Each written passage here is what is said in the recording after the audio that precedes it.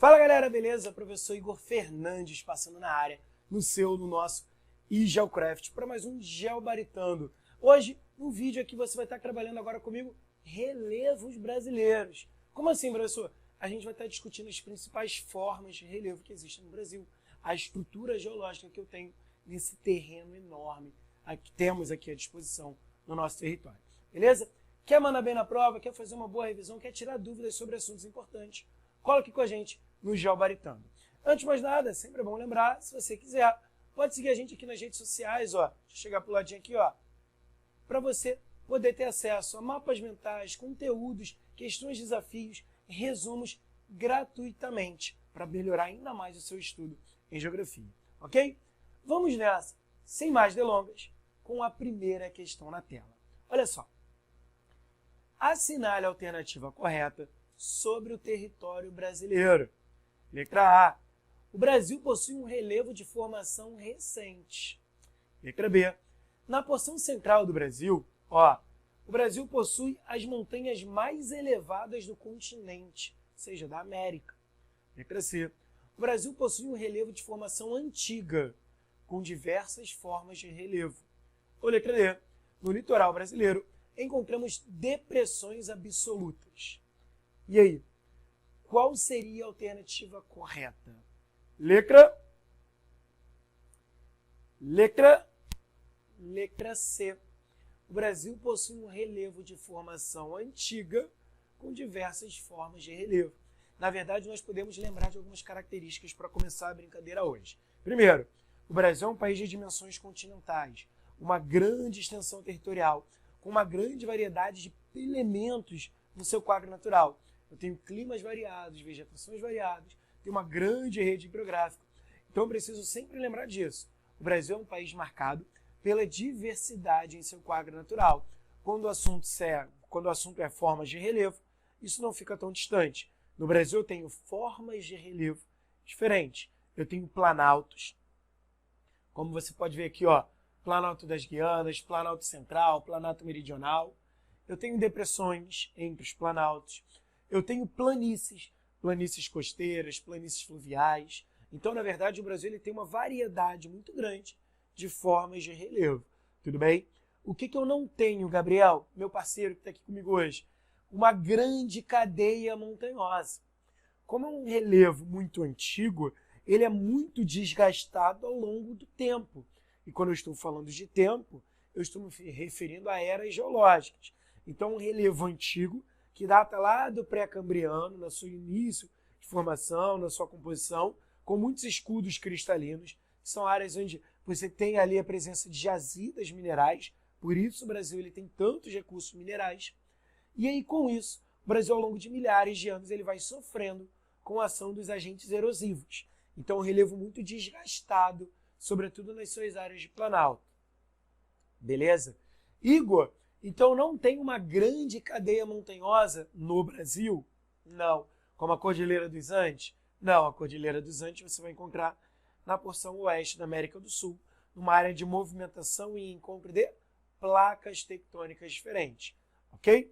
O Brasil ele tem um terreno estável, que ele está no centro da placa sul-americana, então eu não tenho abalos sísmicos de grande intensidade, não tem vulcanismo, não tem terremoto e não tem uma grande cadeia montanhosa. Então não pode ser letra A. O Brasil possui um relevo recente. Não, um relevo antigo. Na porção central, o Brasil possui montanhas elevadíssimas. Não. Beleza? No litoral brasileiro encontramos depressões absolutas? Não. No litoral tem o quê? Planícies, que são áreas formadas pelo acúmulo de sedimentos.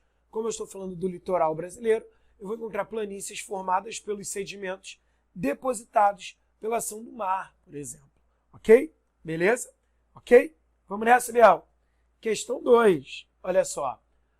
Qual forma de relevo não encontramos no Brasil? E aí, para você que está chegando agora no Geobaritando, isso é bem comum. Eu sempre coloco uma imagem para te ajudar e sempre quando eu explico uma alternativa, quando eu explico uma questão, eu acabo te direcionando nas questões seguintes. Então, olha, qual forma de relevo nós não temos no Brasil? Letra A, planície. Letra B, planaltos. Letra C, depressões. Ou letra D, montanhas. Eu acabei de falar que no Brasil eu não tenho uma grande cordilheira devido à localização no Brasil na porção central de uma placa. Logo, no Brasil, dessas formas aqui, a que eu não encontro é a montanha. Beleza? Mas, professor, não tem um probleminha aí? Não, na verdade é o seguinte. Nós temos montanhas no Brasil, só que são montanhas antigas, muito desgastadas, que já sofreram tanto desgaste que nós trabalhamos com a ideia de morros, ok? Quando eu estou me referindo aqui a montanhas, eu estou falando de formas de relevo recentes, formadas pelo contato, pela movimentação das placas tectônicas, ok? Beleza? Próxima questão. O Brasil apresenta um relevo de formação antiga, há mais de 2 bilhões e 500 milhões de anos. As primeiras rochas criadas no Brasil formam o que nós chamamos de cadeias montanhosas, bacias sedimentares, escudos cristalinos ou a dorsal mesoatlântica. Gabriel, meu parceiro, já marcou aqui, ó. Na opção dele é a letra C, que o nosso código ele bota um número em relação às alternativas. As áreas mais antigas do nosso país representam áreas onde eu encontro letra. O mapa aqui é para te ajudar, ó. Eu tenho duas grandes unidades estruturais aqui. Eu tenho bacias sedimentares e tenho planaltos. Ou melhor, desculpa, planaltos não. Escudos cristalinos. É que eu não queria dar a resposta, mas já dei. Gabarito, letra C. Nas áreas mais antigas do nosso país, temos a presença dos escudos cristalinos. Não teremos cadeias montanhosas, acabei de explicar. As bacias sedimentares são formadas mais recentemente quando comparadas aos escudos cristalinos. Como o nome diz, elas são formadas pelo acúmulo de sedimentos. Geralmente ficam em áreas mais baixas. Os sedimentos que ocorrem a partir da erosão dos escudos cristalinos são depositados nas partes mais baixas do terreno. Dorsal mesoatlântica? Não. A dorsal mesoatlântica, Gabriel, é uma cadeia montanhosa que existe entre dois continentes, a América e África. É uma cadeia que existe no meio do Oceano Atlântico, que ocorre a partir da divergência das placas tectônicas. Igor, eu não sei isso. É só você procurar aqui o nosso geobaritando de agentes internos, também conhecidos como agentes endógenos. Ali eu explico todos os processos vinculados à formação da nossa crosta terrestre. Tranquilo? Beleza? Próxima questão. Importantes geógrafos brasileiros propuseram a classificação do relevo, qual não faz parte desse grupo. Então vamos lá. Para conhecer melhor o nosso país, para conhecer melhor o nosso território, é necessário que você tenha uma noção, um estudo sobre o terreno, sobre o relevo, sobre o clima, sobre a hidrografia, sobre a população. Se eu quero melhorar, se eu quero desenvolver o Brasil, eu preciso conhecê-lo. E aí eu tenho um órgão aqui no Brasil que é importantíssimo no estudo do espaço brasileiro, que é o IBGE. Já ouviu falar, Gabriel? Instituto Brasileiro de Geografia e Estatística. Ok? Como aqui o assunto é relevo, para você que vai fazer uma prova, para você que gosta desse assunto, é sempre bom pensar no seguinte: existem 3 classificações do nosso relevo, 3 classificações principais. Ao longo do século XX, eu classifiquei de 3 formas importantes o relevo brasileiro. Uma classificação vai subsidiando a outra, vai sendo importante para a outra. Por quê? Eu uso como base uma classificação e aprimoro um pouquinho, adoto novos critérios. Qual desses geógrafos, qual desses aqui, ó, não foi responsável pela classificação do relevo brasileiro? Jurandir Rocha, Milton Santos, Haroldo de Azevedo ou Aziz Absábia? Gabarito letra B. Milton Santos, para muitos, inclusive para mim, é o maior geógrafo brasileiro de todos os tempos. Fundamental para você entender o processo de globalização, entender as dinâmicas que existem no espaço urbano, entender as formas, as transformações, os processos, conceitos que ele apresenta, refuncionalização, rugosidade do espaço, para você entender o espaço geográfico. Agora, quando o assunto é relevo, eu tenho esses três caras, Jurandir Rocha, Haroldo de Azevedo e Aziz Absaber, que trazem uma contribuição muito grande. O primeiro deles, Haroldo de Azevedo. O segundo, Aziz Absaber. O terceiro, Jurandir Rocha. Igor, isso é ordem de importância? Não. Isso é ordem de classificação. O primeiro a classificar foi o Haroldo de Azevedo. O segundo a fazer uma grande classificação foi Aziz Absaber. O terceiro foi o Jurandir Rocha. Para saber mais sobre cada classificação, basta continuar aqui, porque eu vou explicar cada uma delas nas próximas perguntas. Tá com dúvida até agora? Quer saber um pouquinho mais? Deixa um comentário aqui ou lá nas nossas redes que eu respondo, ok? Vamos nessa? Então tá aqui, ó. Falei, eu prometi, vou falar mais das classificações. A classificação de Haroldo de Azevedo, a primeira, ó, década de 40, eu nem era nascido. É baseada, letra A, na influência do clima. Letra B, é a primeira a ser realizada. Letra C, é feita com base na estrutura geológica. Ou letra D, é a primeira a utilizar imagens de satélites. Pense comigo, Gabriel. Igor, eu não sei direito. Estou em dúvida. Eu acabei dando a resposta na questão anterior. Mas vamos lá, vamos pensar aqui. Eu quero classificar o terreno, o relevo brasileiro. Concorda comigo que eu tenho que usar alguns critérios? Pode ser o clima, pode ser a forma, se tem muitos morros, muitos vales, pode ser a estrutura, se eu tenho muitos minérios, se é um escudo cristalino, se vai ser sedimentar.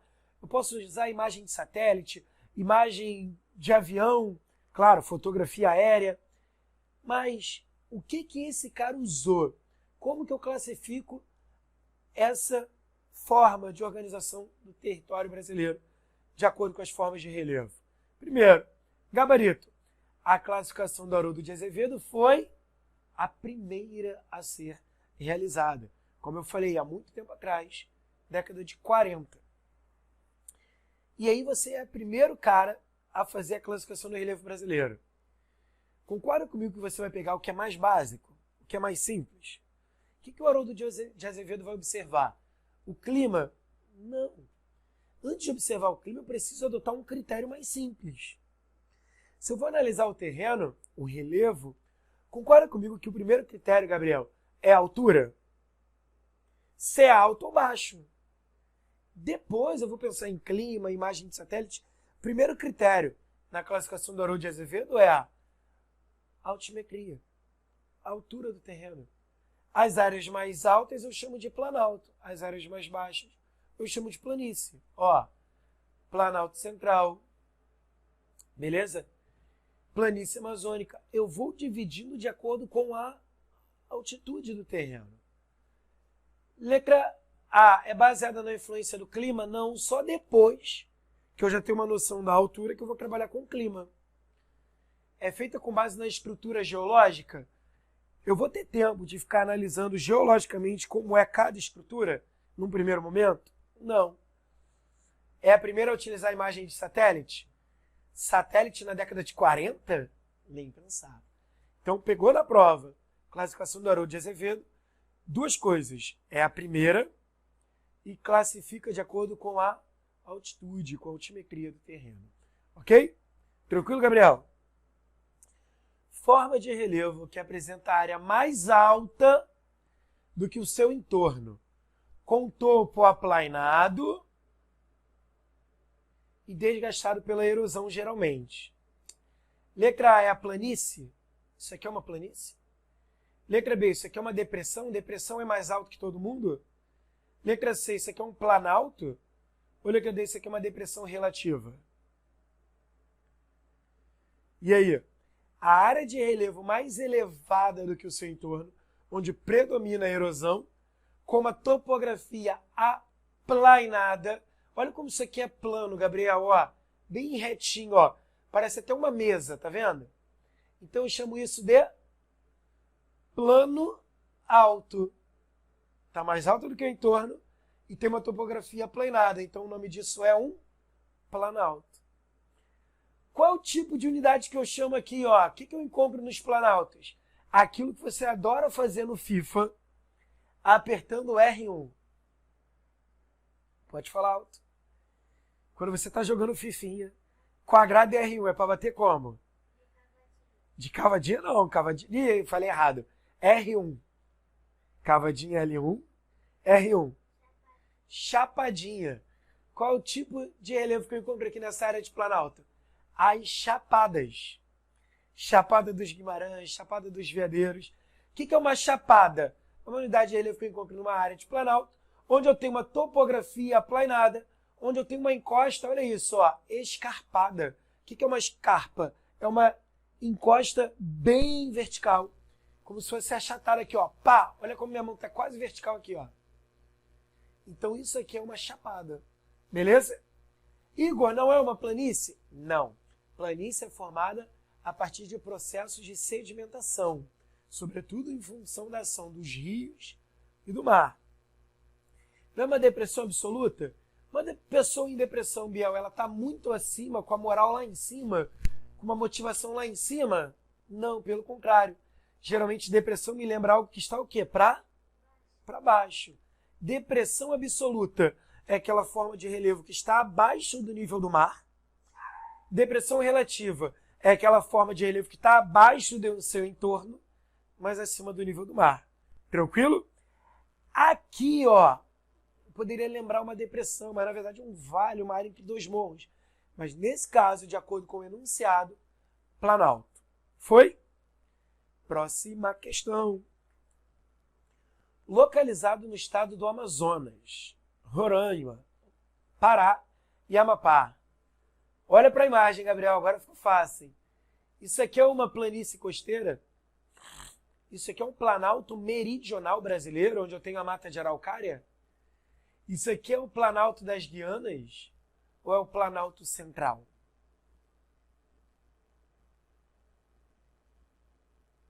Vamos lá. Tá vendo que a encosta está escarpada? Tá vendo que tá alto? Topografia aplainada? Então isso já não é uma planície. Tudo bem? Beleza, isso aqui é um planalto. Professor, o que eu tenho que lembrar agora? Essas três unidades. Planalto central, predominante aonde? Como o nome diz, na região centro-oeste do Brasil, na porção central do nosso território. Planalto meridional é aquele planalto que fica na região sul, entre o sul e o centro-oeste brasileiro, onde eu tenho a mata de araucária. E o Planalto das Guianas está no norte do país, numa região de contato com outros países, como a Guiana Francesa, próximo de Suriname. Então aqui, ó, essa imagem, que é uma área localizada nos estados do Amazonas, Roraima, Pará e Amapá, no norte do país, representa o Planalto das Guianas. Certa resposta, Belzinho. E você, alguma dúvida? Deixa eu mostrar aqui então, ó, no mapa. Ó o Haroldo de Azevedo, ó. Já te ajudando aqui, ó. Planalto Meridional estaria aqui. Planalto Central, Planalto das Guianas. Tudo bem? Vamos nessa. Próxima questão. Para classificar o relevo brasileiro, Haroldo de Azevedo utilizou como principal critério. Eu acabei de falar. Eu falei que ele foi o primeiro a classificar o relevo brasileiro e que ele usou um critério. Não sabe? Volta o vídeo. Ou tenta aqui comigo. Qual o critério que o Haroldo de Azevedo vai usar? Letra A, o clima. Letra B, a vegetação. Letra C, a altitude. Ou letra D, a hidrografia. Gabriel já escolheu a dele, hein? Você. Virar aqui, ó. Nosso glorioso para a sorte. Letra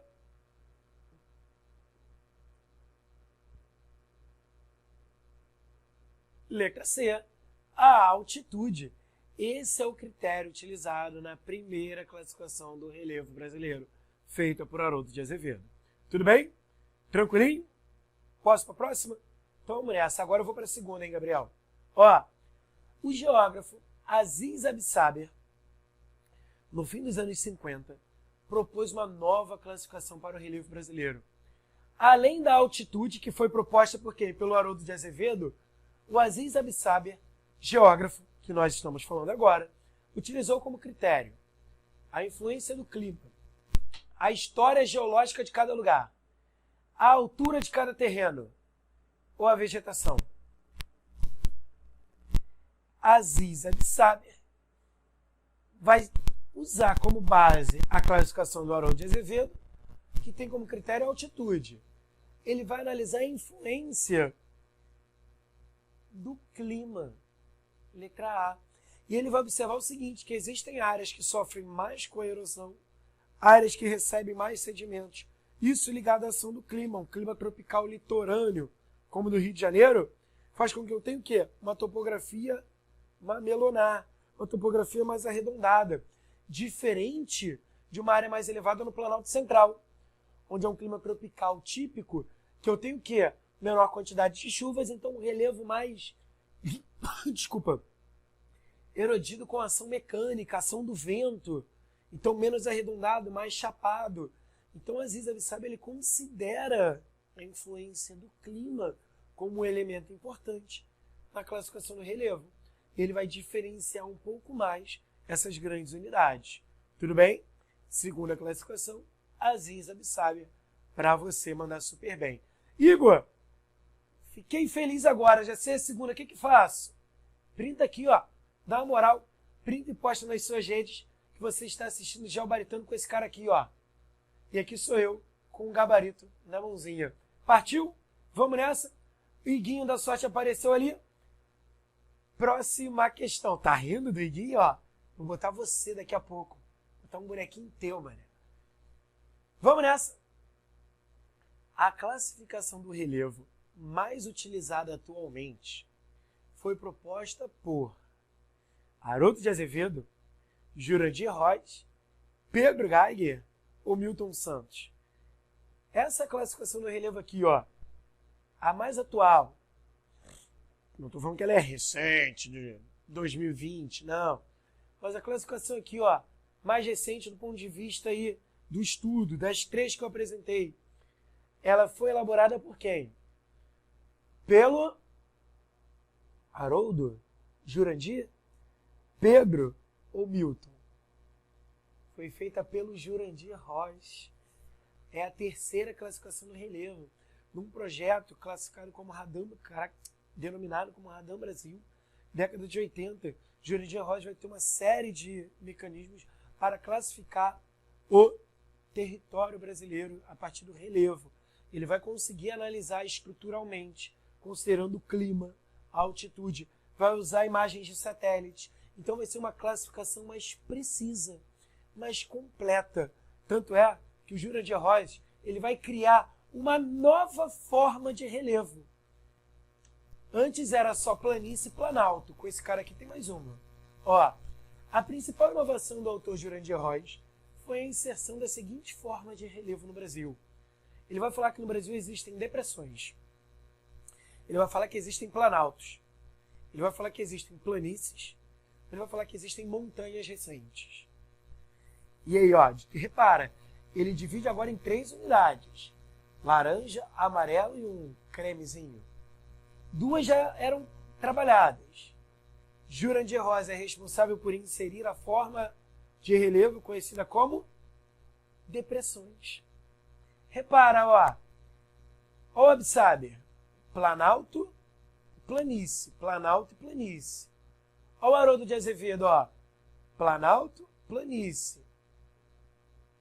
Ninguém falava de depressão. É claro, não tinha equipamento para isso. Não tinha imagem de satélite, não tinha um estudo tão importante e tão detalhado sobre o território brasileiro. Só nos anos 80 que o Jurandir Rocha vai conseguir fazer isso. Ele vai falar, olha, além dos planaltos e das planícies, temos as depressões. E aí ele vai dividir o Brasil em mais de 25 unidades de relevo. Beleza? Tudo bem? Tranquilo, Belzinho? Próxima questão.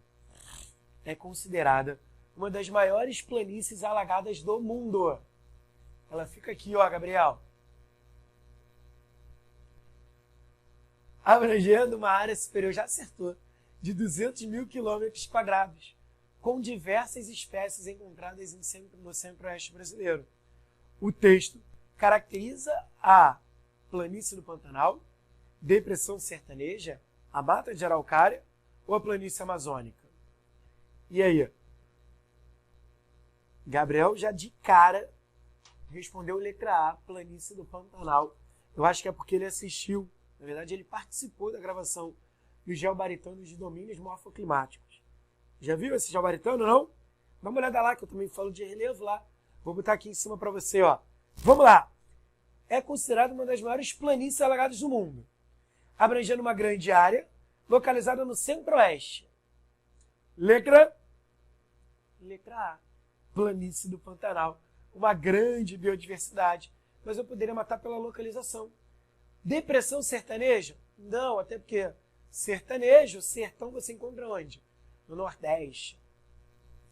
Mata de araucária é um domínio que eu encontro na região sul do país, no Planalto Meridional, não pode ser. Planície amazônica. A amazônica eu encontro onde? Na região norte do país. Então, gabarito letra A. Planície do Pantanal, extremamente importante, com uma grande biodiversidade e, infelizmente, muito ameaçado pelo avanço do agronegócio no centro-oeste brasileiro. Beleza? Próxima questão. As planícies podem ser classificadas de 3 formas, não podendo ser classificada como? Qual tipo de planície aí não existe? Letra A, não existe planície fluvial. Letra B, não existe planície costeira. Letra C, não existe planície lacustre. Ou letra D, não existe planície relativa. Vou beber uma água enquanto você responde.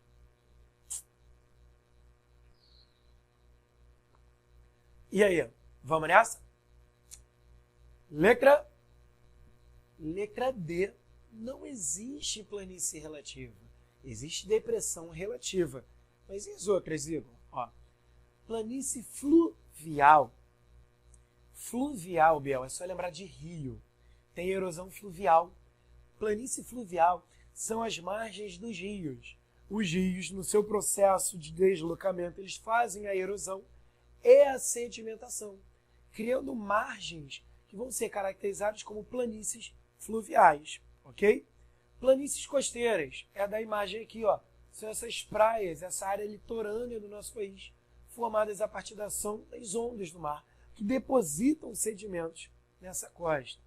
Planície lacustre seria uma forma de relevo no entorno das grandes lagoas, dos grandes lagos, que eu tenho também. Beleza? Não existe, então, planície relativa. O Planalto Tananã abrange parte dos estados do Amazonas, do Pará, de Rondônia, Maranhão, Tocantins, Piauí, Bahia, Mato Grosso, Goiás. É o maior planalto brasileiro. Olha, ele está no norte e no centro-oeste brasileiro. Maior planalto brasileiro, quem é? É o Planalto Meridional, é o Planalto do Atlântico Leste, é o Planalto Central ou é o Planalto Setentrional? O maior planalto brasileiro, que abrange o Mato Grosso, Goiás, Tocantins, Piauí, Bahia, Rondônia, Pará e Amazonas. Ou seja, abrange uma grande quantidade de estados de regiões diferentes. É o Planalto Central.